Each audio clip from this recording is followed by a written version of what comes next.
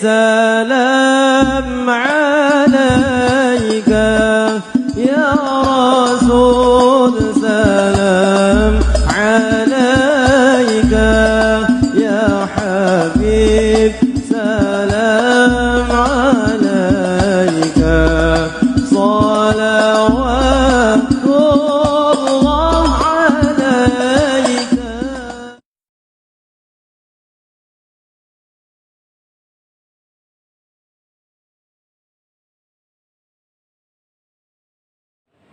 Al-mu'minu baina khamsas syada'id. Orang mukmin atau orang muslim dalam 5 bahaya, kata Nabi. Di antaranya apa? Mu'minu au muslimu yabghaduhu. Nanti kalian akan ketemu orang muslim yang saling membenci. Yang saling membenci. Coba kalau kita lihat berita, siapa yang menghujat ulama, siapa yang menghujat Habib, siapa yang menghujat kiai, siapa yang menghina Quran. Mereka orang-orang mukmin yang ngaku muslim. Mereka yang mengaku bapaknya seorang muslim dan muslimah, mengaku beriman kepada Allah Subhanahu wa ta'ala, tapi mereka sudah berani menghujat para ulama, para kiai dan para aulia. Yang kedua apa? Wal munafiqu yahsuduhu. Kalian akan bertemu orang munafik yang sangat menghasut. Kenapa orang munafik yang disebut? Sebab orang munafik ini hatinya terdapat beberapa hal. Satu apa? Al-kidbu, bohong. Orang munafik ini tandanya kalau ngomong suka bohong, kalau janji suka meleset, kalau janji suka meleset, dan hatinya selalu hasut kepada orang lain, iri kepada orang lain, dan iri kepada saudaranya sendiri. Saudara, ketika Nabi Muhammad SAW menjelaskan ayat tentang orang munafik, innal munafiqina yukhadi'unallaha wa yukhadi'uhum ila akhir ayat, terakhir Nabi Muhammad berkata, nanti di akhir zaman apabila berdiri seorang mukmin yang serius, mukmin yang saleh, mukmin yang garis lurus, bainahu mi'atal munafikin, di sekitarnya ada 100 orang munafik. Makanya hati-hati, saudara. Hati-hati sekarang ini. Orang munafik ini lebih bahaya dari orang non-muslim, dari orang kafir. Kalau orang kafir jelas tempat ibadahnya beda, ya, tempat ibadahnya beda, tempat pengajiannya juga beda. Tapi orang munafik, apa yang antum pakai dia pakai. Peci putih, antum pakai peci putih. Antum pakai sarung, dia pakai sarung. Antum pakai jenggot, dia pakai jenggot. Seolah-olah sama, tetapi pribadinya kadang-kadang bertentangan dengan apa yang diajarkan oleh Nabi Muhammad Sallallahu Alaihi Wasallam. Sampai-sampai anak-anak kita mau dipisahkan dari Quran, dipisahkan dari Allah, dipisahkan dari pendidikan agama. Sampai-sampai ibu-ibunya, bapak-bapaknya dipengaruhi. Pak, punya anak jangan taruh pesantren, Pak. Kalau mau taruh pesantren yang ada sekolahannya, Pak, supaya nanti masa depannya nggak surem. Jadi seolah-olah ngaji tanpa ilmu umum itu surem. Ngaji tanpa ilmu umum nggak punya masa depan. Di Indonesia yang pintar nggak laku, saudara-saudara. Lihat Habibie, profesor, doktor, bisa bikin pesawat. Di Indonesia nggak kepake, dibeli oleh Jerman. Jerman yang untung. Di Indonesia nggak demen orang pintar, Pak.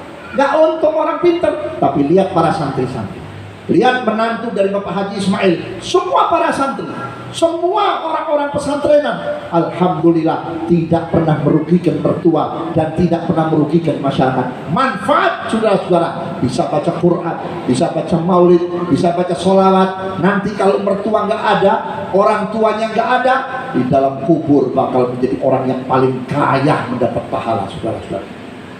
Saudara-saudara, hati ini, hati-hati. Sekarang pengaruh-pengaruh seperti ini sudah masuk dalam rumah tangga. Makanya sekarang banyak orang tua masukin anak ke pesantren, hatinya berat. Berat, kenapa? Wah, jauh. Nanti anak saya bagaimana di situ? Nanti masa depannya suram. Masya Allah, saudara-saudara hadirin. Hadirin yang saya hormati. Kemudian yang kedua, kata Nabi Muhammad SAW, bersikaplah jujur, jangan berbohong. Yang ketiga, wa ahsinu jiwara man jawarakum, berbuatlah kebaikan kepada orang yang terdekat. Siapa orang yang paling dekat sama kita? Orang tua. Orang tua ini hati-hati. Orang tua ini sumbernya doa, sumbernya keberkahan. walaupun antum pinter, walaupun antum punya ilmu, walaupun orang tua antum tidak pinter, tapi dia punya doa yang doanya tidak pernah ditolak oleh Allah. Sampai Nabi bersabda dalam hadis, doaul walidain kadu'ain nabi ala ummati. Doanya kedua orang tua sama dengan doanya Nabi Muhammad kepada umatnya, tidak ditolak, saudara-saudara. Maka oleh karena itu, mumpung masih ada orang tua kita, masih hidup ibu bapak kita, senangkan hati orang tua kita. Menyenangkan hati orang tua kita jangan cuma materi. Materi tidak bisa menyenangkan hati orang tua kita. Banyak anak yang memberi bulanan biaya kepada orang tua 1 juta, 2 juta, mentang-mentang si anak berhasil bisa memberi kesenangan kepada orang tua, lalu mau ngatur orang tua, lalu mau marah-marah sama orang tua. Tidak, saudara-saudara. Yang namanya orang tua tetap dihormati, tetap dihargai. Ada seorang pemuda datang kepada Nabi Muhammad SAW. Ya Rasulullah, bagaimana hukumannya orang-orang yang suka mabuk? Bagaimana hukumannya orang yang suka zina? Bagaimana hukumannya orang yang suka judi dan lain sebagainya? Jawab Nabi Muhammad, kalau dia tidak tobat nanti dikubur di adab. Tapi ada satu dosa, ada 2 dosa diadab oleh Allah sebelum dia meninggal dunia, sudah diadab oleh Allah. Siapa itu ya Rasulullah? Uququl walidain. Siapa ya Rasulullah? Orang yang durhaka kepada orang tua. Siapa lagi ya Rasulullah? Al-mutakabbir, orang yang sombong. Sebelum masuk kubur sudah diadab oleh Allah Ta'ala.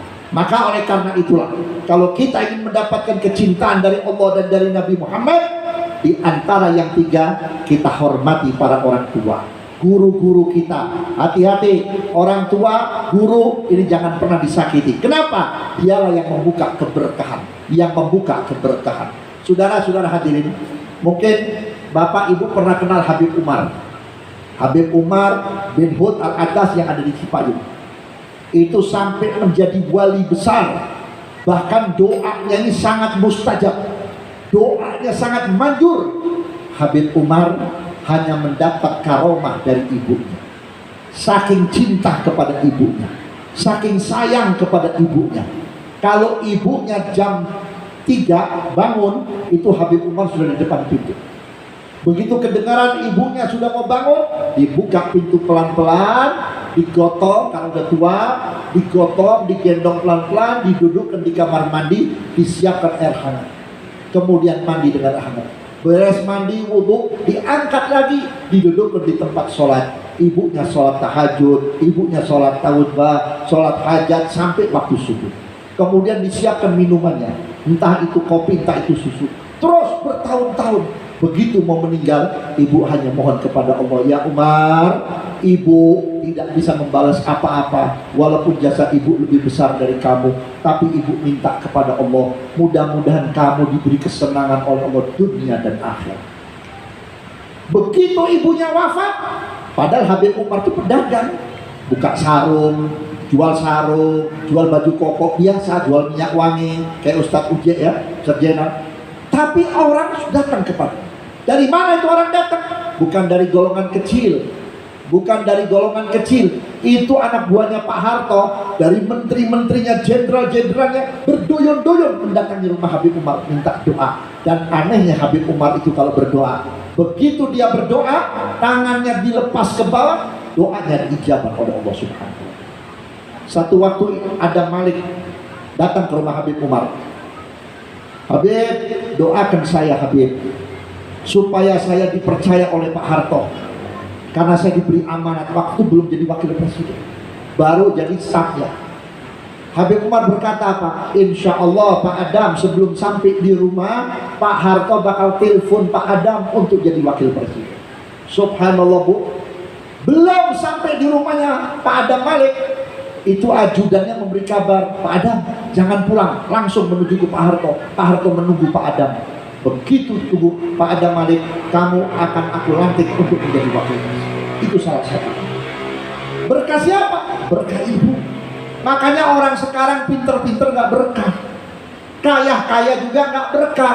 Duitnya banyak, kasusnya juga banyak, ilmunya banyak, pusingnya juga banyak. kekuatan badannya ada, tapi lemah. Apa sebab? Dia tidak berusaha membahagiakan orang tua. Tapi sebaliknya juga begitu ibu-ibu. Ada anak durhaka, ada orang tua Bagaimana orang tua durhaka? Orang tua yang tidak menyampaikan amanat Allah kepada anak. Kita ini dikasih anak oleh Allah, bukan hak milik kita. Anak ini bukan hak milik kita. Anak ini titipan. Makanya kalau ada orang berumah tangga sekian tahun belum punya anak, mungkin Allah lebih tahu dia belum kuat untuk menerima titipan Allah. Anak ini bisa menyelamatkan kita, juga bisa mencelakakan kita. Makanya kalau anak kita selalu dibawa ke pengajian, disuruh sholat, sampai menjadi anak yang soleh, alhamdulillah, dibawa ke pondok pesantren, nanti kebaikan orang tua ini bakal dibalas oleh anak kita. Setiap anak yang keluar dari kuburnya, yang pertama dilihat oleh sang anak ibu bapaknya. Di mana ibu bapaknya? Sedang dijemur di atas matahari. Ini matahari udah nempel dengan kulit, masya Allah.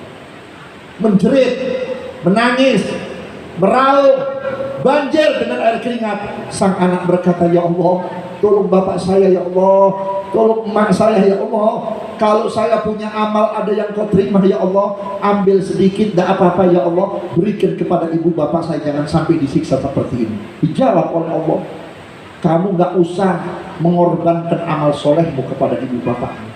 Kamu bisa menjadi orang baik, kamu bisa menjadi orang benar, kamu bisa ke masjid, kamu bisa ke majelis taklim, kamu bisa ke pesantren, pulang jadi ustadz, pulang jadi kiai, punya santri. Ini sebab jasa orang tua.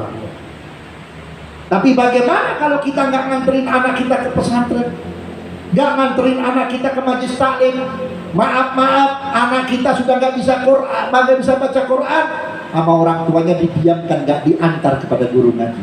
Anak tidak bisa memperjuangkan nanti di akhirat.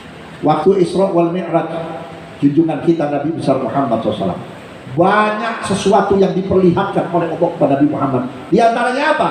Nabi Muhammad diperlihatkan Siratul Mustaqim, rambut yang terbelah, lebih tajam daripada pedang. Tajam ini rambut. Ini jembatan sangat tajam. Yang dilihat oleh Nabi apa yang pertama? Ada rombongan ibu-ibu, bapak-bapak yang baik, yang ibadah, yang ahli masjid, yang sudah pergi haji sekian kali, ahli Quran, ahli zikir, berbondong-bondong mau masuk ke dalam surga. Baru kakinya mau nginjak lantainya surga, anaknya keluar dari neraka menarik-narik kaki ibu bapak, sambil berkata, ya Allah, ini ibu bapakku yang menyebabkan aku masuk neraka ya Allah. Sudah tahu aku gak bisa baca Quran, aku gak pernah didorong untuk ngaji ya Allah. Sudah tahu aku gak sholat, aku gak pernah ditegur, gak pernah diajarkan, dan gak pernah diberitahu bahayanya meninggalkan sholat ya Allah. Sudah tahu teman-temanku nakal, aku tidak diingatkan ya Allah, sampai aku mati dalam keadaan su'ul khatimah, mati tidak membawa iman dan Islam. Sekarang aku berada di neraka ya Allah, tapi jangan kau masukkan ibu bapakku ke surga, karena dia tidak peduli kepada aku ya Allah. Diceburkan saudara. Maka oleh karena itulah diadakan peringatan Maulid Nabi setiap tahun di tempat ini, bukan sekedar tradisi, tetapi mengingatkan kita, mumpung masih ada umur, mumpung kita masih ketemu bulan Maulid, mumpung masih dikenalkan Nabi Muhammad, disebut-sebut nama Nabi Muhammad, supaya ingat hati kita kepada Nabi Muhammad. Tanpa Nabi Muhammad kita tidak menjadi orang mulia. Tanpa Nabi Muhammad kita tidak menjadi orang yang terhormat. Kalau nggak ada Nabi Muhammad, bagaimana kita bisa kenal Allah? Bagaimana kita bisa kenal Quran? Bagaimana kita bisa kenal akhlak? Bagaimana cara mendidik anak?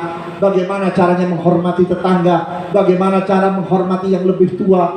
Bagaimana cara menghormati guru? Sampai menghargai dan memelihara hewan pun itu diajarkan oleh Nabi Muhammad, agar kita punya perhatian dan kasih sayang kepada hewan. Sampai di situ. Makanya salah besar kalau ada orang mengatakan Islam tidak sempurna. Cari agama mana Pak yang ngajarin bagaimana motong ayam, bagaimana motong kambing, bagaimana motong hewan yang halal. Cari, nggak bakal ketemu saudara-saudara. Maka oleh karena itulah, mudah-mudahan Allah limpahkan rahmat hidayah kepada kita semuanya. Mudah-mudahan sepulangnya kita dari tempat ini, Allah karunia sesuatu yang lebih mulia. Apa? Cinta kepada Allah, cinta kepada Rasulullah, sehingga hati kita numpuk rasa mahabbah kita kepada Allah dan kepada Nabi Muhammad. Dan kita doakan orang tua kita yang sudah meninggal dunia, mudah-mudahan malam ini dapat keberkahan daripada maulid, dapat keberkahan dari Rasulullah. Kenapa? Karena malam ini berapa jumlahnya sholawat yang dibaca. Al-Imam Hasanul Basri radhiyallahu anhu itu pernah berkata kepada muridnya, wahai muridku, kalau kamu lewat di kuburan umum, kamu cukup ucapkan Allahumma sholli ala Sayyidina Muhammad wa ala ali Sayyidina Muhammad. Niscaya orang yang ada di kubur itu 500 orang yang sedang diazab oleh malaikat berhenti tidak mengadab sampai hari kiamat. Bagaimana kalau tadi baca ratib berapa jumlahnya sholawat, baca maulid berapa jumlahnya sholawat? Sholawat Maria 11 kali dibaca, tapi yang baca lebih dari 100. Apa nggak sampai pahalanya kepada ibu bapak kita? Apa nggak sampai pahalanya kepada orang tua yang ada di masyarakat ini? Sampai. Dan saya yakin insya Allah ahli Bogor diampuni oleh Allah Subhanahu wa ta'ala, ahli Bogor diberkahi oleh Allah Subhanahu wa ta'ala, dan ahli Bogor mendapat berkah dari Nabi Muhammad, wabil khusus keluarga besar Bapak Haji Ismail yang menjadi penyebab kita bisa bersolawat di rumah ini, di tempat ini. Mudah-mudahan beliau diangkat penyakitnya oleh Allah, dipanjangkan umurnya oleh Allah, disehatkan oleh Allah, dan dimakmurkan hidupnya Allah Ta'ala, dan anak cucu mantunya pun ikut berkah semuanya. Kita pun begitu, insya Allah keluar dari tempat ini mendapat keberkahan. Apa yang dalam hati kita, apa yang menjadi hajat kita, insya Allah keluar dari tempat ini diijabah oleh Allah, dikabulkan oleh Allah Subhanahu wa ta'ala. Kurang dan lebihnya mohon maaf. Assalamualaikum warahmatullahi wabarakatuh.